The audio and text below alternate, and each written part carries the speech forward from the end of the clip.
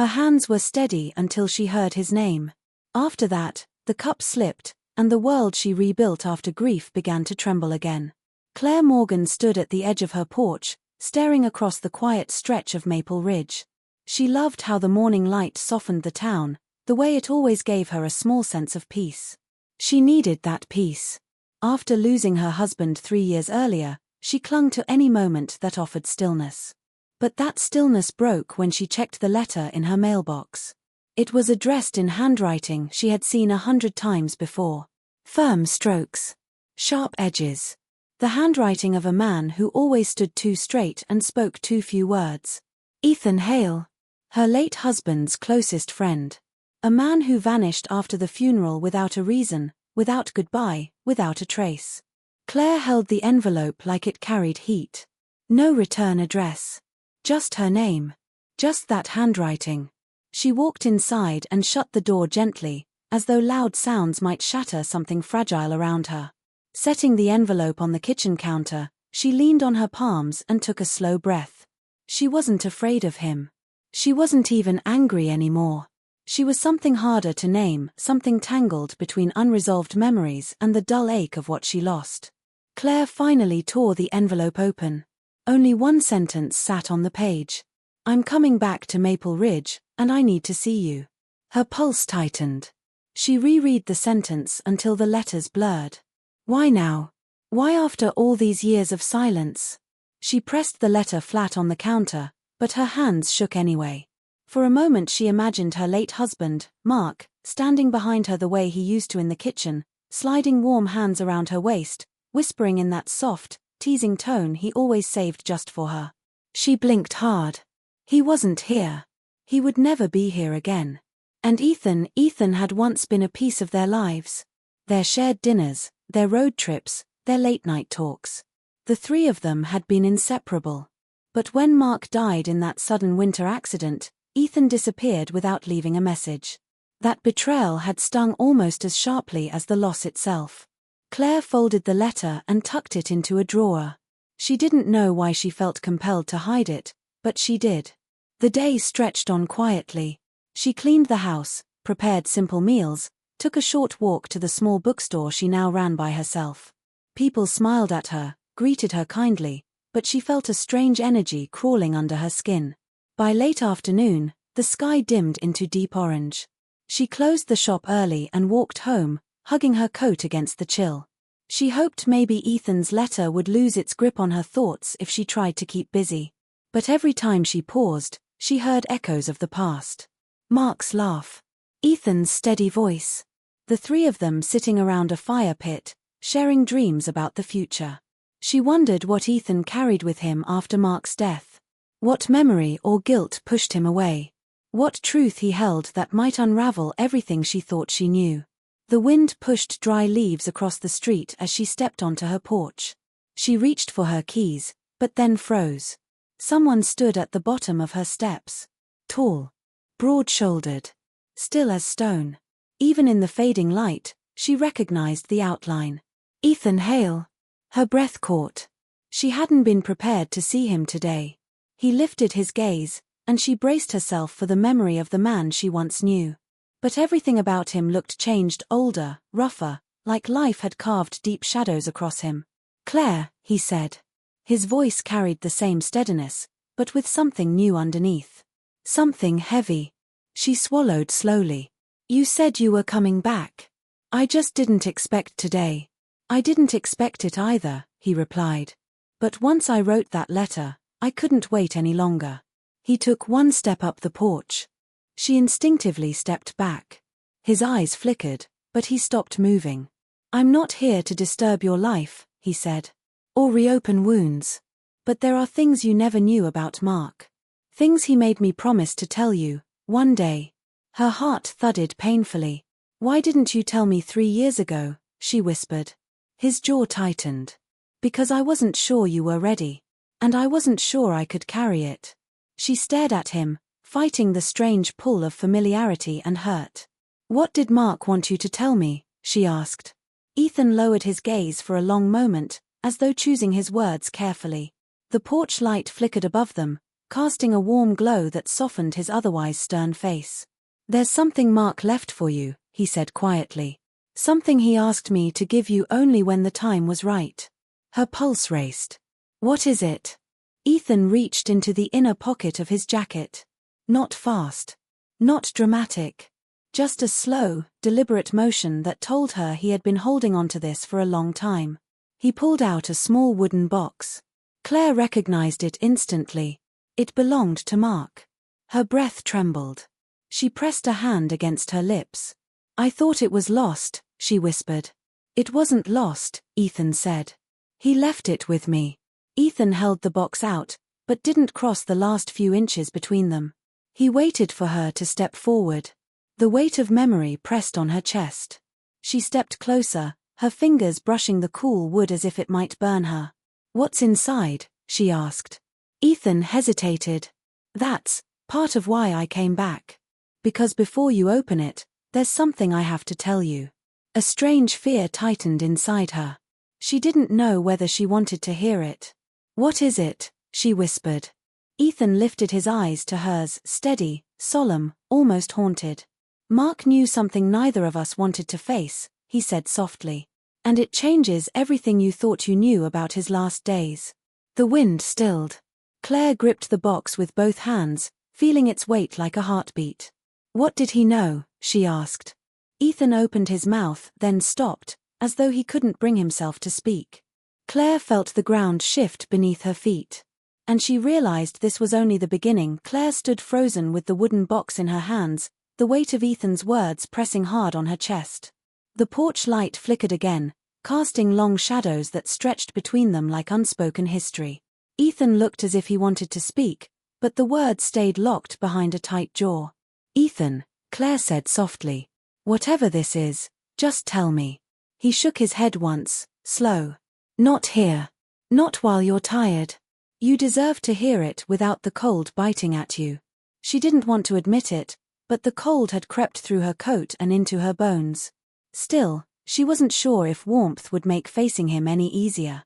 "Come in," she said reluctantly.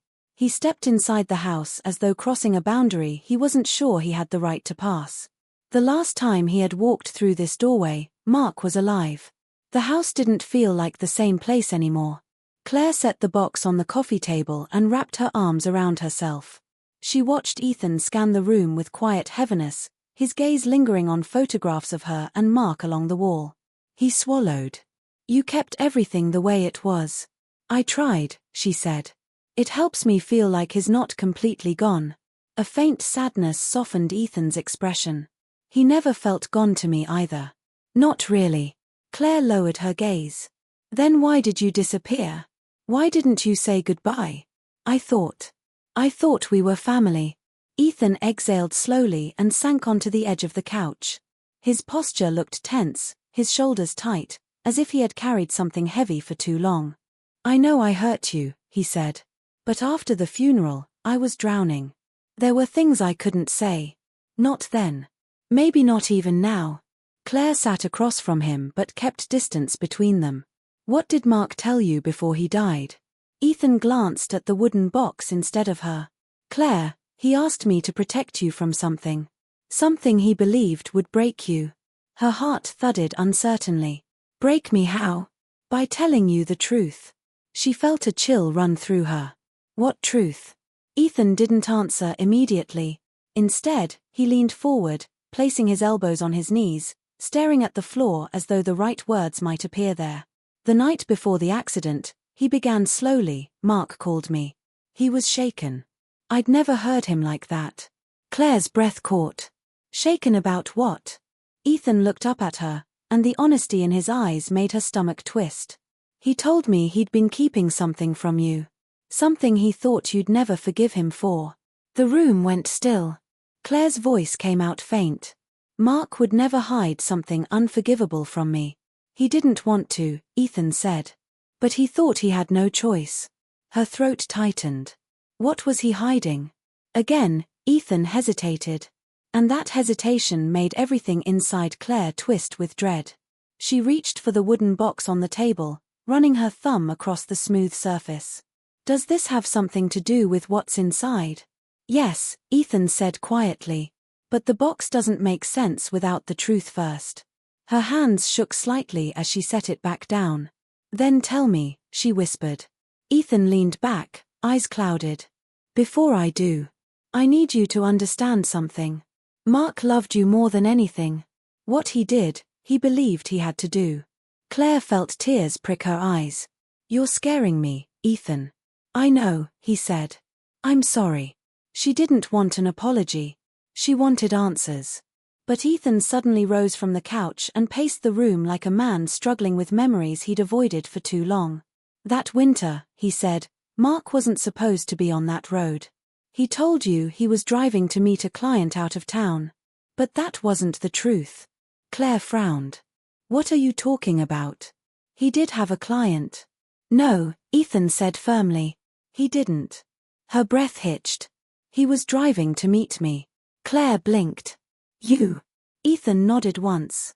He asked me to meet him in Willow Creek. Said it couldn't wait.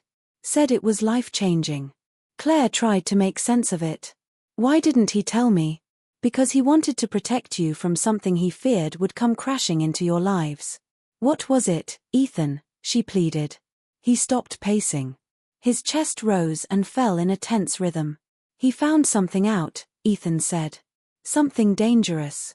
Something connected to his job, and to someone he trusted. Claire stared at him in stunned confusion. Mark was an accountant, Ethan.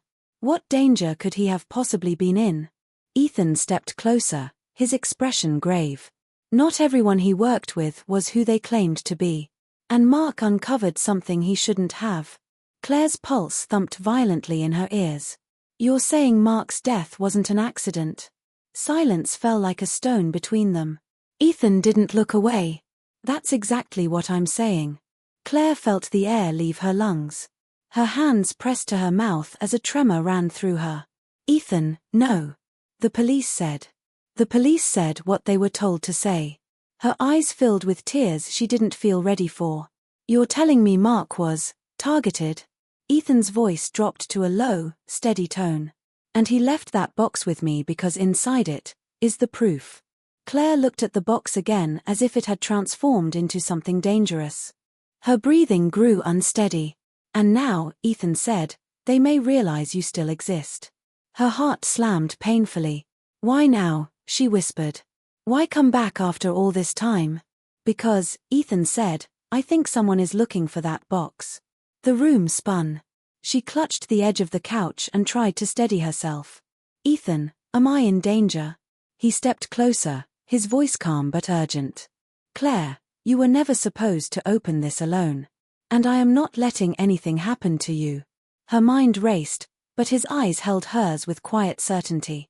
The certainty of a man who had already made a promise to her late husband. A promise he had returned to keep. Claire felt the room tilt, as though Ethan's words had cracked something deep inside the foundation of her world. She stood slowly, gripping the back of the armchair to steady her breath. Someone's looking for the box, she asked. How would they even know it exists? Ethan took a breath, then sank back into the chair across from her, elbows resting on his knees. Mark wasn't the only one who discovered what he discovered. He wasn't the only one who realized something illegal was happening at his firm. Claire stared at him. Illegal? Ethan, Mark was an accountant. He would never be involved in anything like that. He wasn't involved, Ethan said softly. He stumbled onto it. And once he did, he couldn't unsee it. He knew someone at the firm was laundering money through the company. Someone high up. Claire's pulse hammered in her chest. Then why didn't he go to the authorities? He did, Ethan said. But he didn't realize the person he reported it to was part of the same circle. Her breath caught. How do you know all this? Ethan looked away for a moment, then met her eyes with a heaviness that made her stomach twist. Because when he called me that night, he told me everything.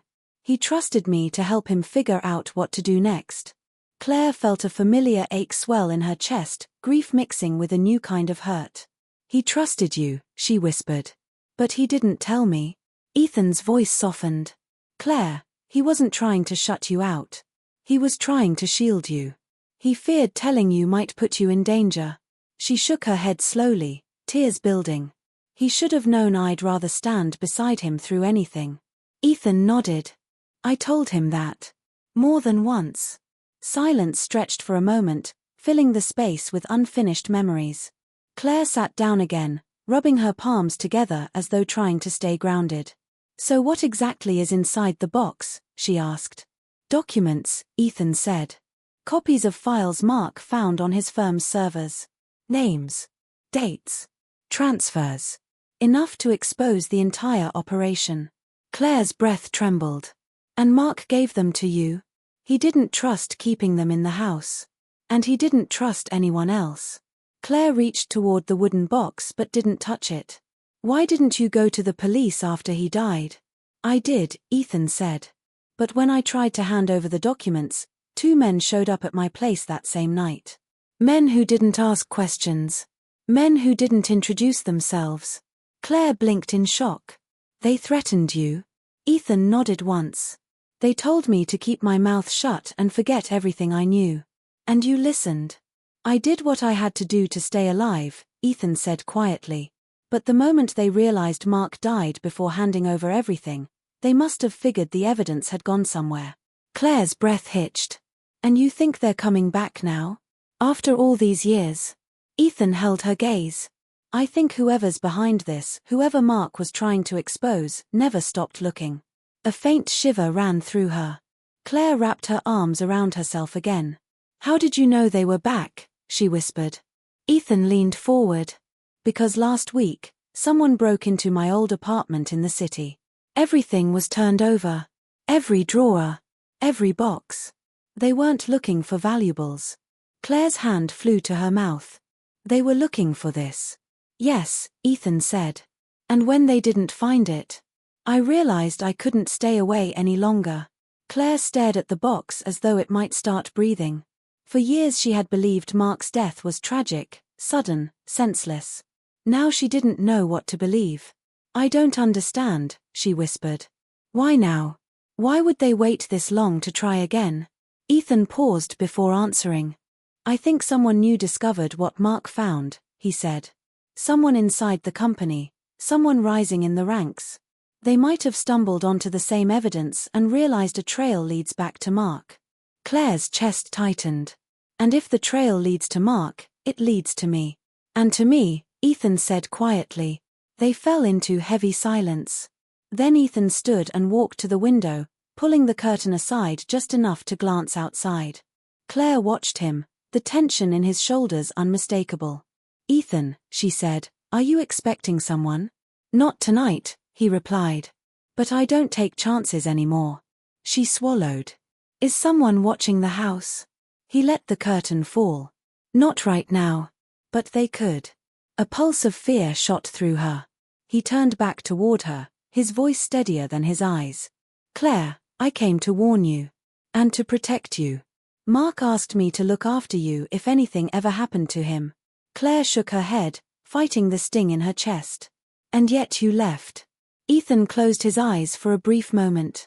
I left because staying would have put you in danger. I thought if I disappeared, the box would disappear with me. I hoped they'd forget about it. And did you forget about me? She asked softly. Ethan opened his eyes.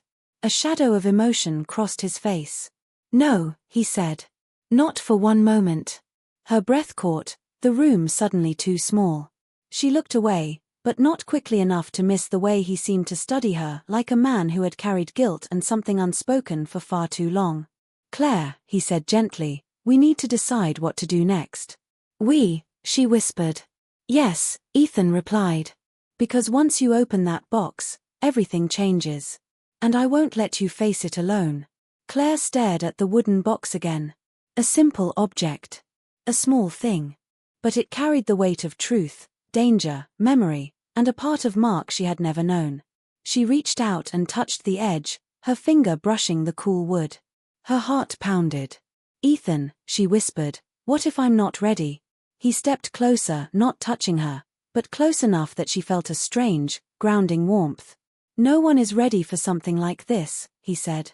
You face it anyway. She closed her eyes for a moment, feeling tears gather at the corners. When she opened them again, she took a long, trembling breath. "Okay," Claire whispered. "Tell me what we do first." Ethan's gaze deepened with something like relief, and something she couldn't yet name. "We leave the house for tonight," he said. "Stay somewhere quiet. Somewhere safe." "And then?" she asked. "Then," he said, "we open the box."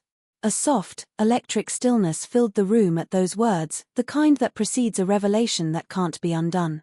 And Claire realized that the next step would change not only her understanding of Mark, but her understanding of Ethan too. Claire packed only what she needed for one night. A small bag. A change of clothes. Her phone. She moved through the house as if in a daze, each familiar object reminding her of the life she once lived, a life she now realized had been built on more secrets than she ever guessed. Ethan stood near the door, waiting, watchful. He wasn't pushy or impatient, but tension lingered around him like a constant hum in the air. "Where are we going?" Claire asked as she zipped her bag. "A place outside town," he said. "Quiet. No one around to notice us." Claire glanced back at the wooden box sitting on the coffee table. It seemed to pulse with its own presence, drawing her attention like a magnet. "You're sure we shouldn't bring it?" "Not until we know we're safe," Ethan replied. "Keeping it hidden in your house is still safer than carrying it around in the open." She nodded, though worry tugged at her chest. Leaving the box behind felt wrong, but taking it felt dangerous. When she stepped forward, Ethan quietly unlocked the door and stepped outside first. He scanned the street, every movement cautious, controlled. "What are you looking for?" she whispered. "Anything that doesn't belong." The steady tone of his voice sent a faint chill through her. This wasn't the Ethan she remembered from years ago, the man who used to tease Mark about his terrible taste in roadside diners, the man who once helped Claire paint her bookstore shelves without being asked. This Ethan carried weight, a sharpness that life had etched into him. "Come on," he said gently. They walked to his truck, the night settling heavy around them. Claire slid into the passenger seat, her heart thudding with every shift of shadow along the street. Ethan started the engine and drove away from Maple Ridge, the town lights fading behind them. For a long stretch, neither spoke. The road wound between dark trees, and Claire found herself staring out the window, trying to piece together the fragments of truth she'd been given. "Ethan," she said quietly, "why didn't Mark tell me he was in danger?" Ethan kept his eyes on the road. "He thought he could fix it before it touched you. But he never got the chance," she whispered. "No," Ethan said softly. "He didn't." She looked at him, noticing the tightness in his jaw, the way he gripped the steering wheel a little too firmly. "You cared about him," Claire said. "You really cared." Ethan nodded once. "He was my brother in everything but blood. And you disappeared after he died." A hard exhale left his chest. "I know." "Why?" she asked. "Why did you really leave?" Ethan didn't answer at first. The sound of the tires on the pavement filled the silence between them. "Finally," he said, "because I was grieving. Because I blamed myself for not meeting him sooner that night. Because I kept thinking if I'd told him to wait one more day, he might still be alive." Claire felt her throat tighten. "You don't know that." "I know I wasn't there when he needed me most," Ethan said. "And that's a weight I've been carrying every day since." Claire stared at him, seeing the truth settled deep in his features, the loss, the guilt, the years of silence. "I needed you too," she whispered. "After he died." Ethan's hands tightened on the wheel. "I know you did. And I failed you as badly as I failed him." Claire looked down at her hands. "Why are you telling me this now?" "Because I don't want to fail you again." The honesty in his voice struck her like a quiet blow. They drove for another half-hour until the trees opened to a clearing. A small cabin sat tucked near a slope of dark pines. No cars around. No lights except a dim porch lantern. "Is this yours?" Claire asked. "Belonged to my uncle," Ethan said. "He passed it down to me. I haven't been here in years, but it's safe." He parked the truck and stepped out first. The air was crisp, the night still. When Claire climbed out, Ethan took her bag before she could protest. "You don't have to carry that," she said. "I know," he replied. "But I want to." He unlocked the cabin door and stepped inside, flipping on the light. The space was small but warm, a rustic living room, a couch, a stone fireplace, a tiny kitchen off to one side. Claire walked in slowly, tension easing just a little from her shoulders. "Sit," Ethan said gently. "You look pale." She sank onto the couch, hands clasped in her lap. Ethan lit a fire, the soft glow filling the room with warmth and an oddly comforting quiet. When he finally sat across from her, the weight of everything unsaid settled between them again. "Ethan," she said, "when we open the box tomorrow, what exactly are we looking for? What should I be prepared to see?" He hesitated. "Truth. Hard truth. And maybe danger, depending on how much Mark managed to gather." "Danger for us?" Ethan leaned forward, elbows on his knees. "Claire, once we open it, we can't pretend we don't know. We'll have decisions to make. And risks to take." She swallowed. "Do you think Mark would want us doing this? After all this time?" "Mark wanted you to be safe," Ethan said. "But he also wanted the truth to come out. He didn't want to die with this buried."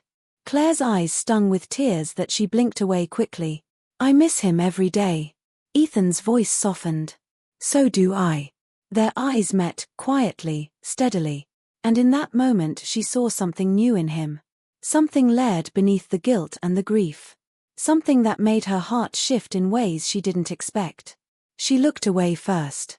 "We should try to rest," Ethan said after a moment. "Tomorrow won't be easy." She nodded, though rest felt impossible with everything swirling inside her. Ethan showed her to the small bedroom. Before she stepped inside, she turned back to him. "Ethan," she whispered, "thank you for coming back." He held her gaze with quiet sincerity. "I promised him I would. And I promised myself I'd stay this time." Claire's breath caught at the layers inside those words.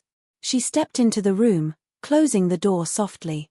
Ethan remained standing in the hallway for a long moment, his shadow cast warm against the firelight. And Claire could feel, even through the door, that something between them had shifted, subtly, but undeniably. As she lay in the quiet room, staring at the ceiling, her thoughts tangled with memories, fear, and something else she wasn't ready to name. Tomorrow, the box would open. Tomorrow, everything would change. Claire barely slept. She drifted in and out of restless dreams, hearing Mark's voice one moment and her own heartbeat the next. Each time she opened her eyes, the cabin felt unfamiliar, the night too quiet, the air too heavy. When the first thin light of morning touched the curtains, she sat up and pressed her palms to her face. Today, the truth would come. Whether she was ready or not. She stepped into the hallway and found Ethan already awake, sitting at the small kitchen table with a mug of coffee held tightly between his hands. His eyes softened when he saw her. "Morning," he said quietly. "Did you sleep at all?" she asked. "A little." She wasn't convinced, but she didn't push. They drove back to her house in silence. The sun rose over Maple Ridge, but even the familiar streets felt different, as though the world had shifted overnight, colored by everything Ethan had told her. When they pulled into her driveway, Claire's stomach knotted. The wooden box sat exactly where she had left it on the coffee table, untouched, but somehow heavier in the air around it. Ethan locked the door behind them and checked the windows before sitting across from her. "Whenever you're ready," he said. Claire reached for the box with both hands. It felt colder today, as though storing something far sharper than documents. Her fingers trembled as she lifted the lid. Inside were carefully folded papers, a flash drive, and a sealed envelope with her name written in Mark's handwriting. Her breath caught at the sight of it. "Read that first," Ethan said gently. Claire picked up the envelope and sat back, bracing herself as she opened it. Mark's handwriting flooded the letter inside, steady, familiar, achingly personal. She read the first line aloud, her voice catching. "Claire, if you're reading this, it means things went wrong." Her lips trembled. She kept reading silently, her eyes moving slowly across the page. Mark explained everything. The files he found. The numbers that didn't add up. The money flowing through offshore accounts. The night he realized someone inside the firm was orchestrating it. When he brought it to what he thought was the proper channel, the reaction told him he had trusted the wrong person. They threatened him. They warned him to stay quiet. But he couldn't walk away from the truth or from protecting Claire. The last part of the letter hit her hardest. I didn't tell you because I was trying to save our life together, not break it. But if something happens to me, promise you won't let fear erase the truth. And trust Ethan. He knows more than anyone what I'm trying to stop. Claire lowered the letter slowly. Her chest felt tight, but her heartbeat stayed steady. Ethan studied her face. You okay? No, she whispered. But I understand now. She reached into the box again and lifted the stack of documents. Ethan leaned forward and helped her spread them across the table. The papers were filled with numbers, account names, coded entries, but the patterns were unmistakable. Illegal transfers disguised as business expenses. False client accounts. Money funneled into private holdings. Claire shook her head in disbelief. This is a massive operation. Ethan nodded. Bigger than Mark realized. These files connect half a dozen people from the company and one name he never told even me. He picked up the last page. At the top, circled in Mark's handwriting, was a familiar name. Claire's breath froze. That's Mark's supervisor, she whispered. And now he's one of the senior partners, Ethan said. If he knows you have this, he won't let it go. Claire felt a cold pulse run through her. Then what do we do? Ethan held her gaze. We take this somewhere safe. Someone outside Maple Ridge. Someone clean. Someone who can handle a case this big. Claire nodded, but fear still twisted inside her. And until then? Until then, Ethan said, we stay close. And we stay alert. He began gathering the papers carefully, but Claire reached for his wrist gently. Ethan, she said softly, thank you. For coming back. For telling me the truth. For not letting me face this alone. He looked at her, something unreadable in his eyes. I'll always come back for you. Her breath caught at the quiet intensity of his words. She didn't know what to say. She didn't know what she was allowed to say, not yet. But something in her heart responded, warm and undeniable. She looked down before her emotions could spill too openly. Do you think Mark knew, she whispered. About how close we were. The three of us. Ethan's voice softened. Mark knew everything that mattered. And he trusted us both. Claire blinked back tears. I miss him. I do too, Ethan said. Every day. He reached out and gently rested a hand on hers. His touch wasn't forward. It wasn't romantic. It was steady, grounding, human. And she let herself hold on to it. After a moment, they rose from the table together. Ethan placed the documents back inside the box and closed it securely. We need to leave town today, he said. We should go now. She nodded, feeling the weight of her decision settle inside her. This wasn't just about Mark anymore. It was about the truth, about safety, about closing a chapter she never asked to open. Before they walked out, Claire turned one last time toward the house she had shared with Mark. The home she had tried to preserve exactly as he left it. Now she understood something she had never allowed herself to realize. Moving forward wasn't betrayal. It was survival. And Mark had known that. She turned off the lights and followed Ethan outside, the box clutched securely in her arms. The morning air brushed her skin, cool and awakening. Ready? Ethan asked. She nodded once. Ready. They climbed into the truck, and as Ethan started the engine, Claire felt something settle deep in her chest, a new beginning, born from heartbreak and truth. The past had found her. But she was walking toward the future on her own terms, with someone beside her who refused to let her fall. And though the road ahead was uncertain, Claire felt, for the first time in years, that she wasn't facing it alone.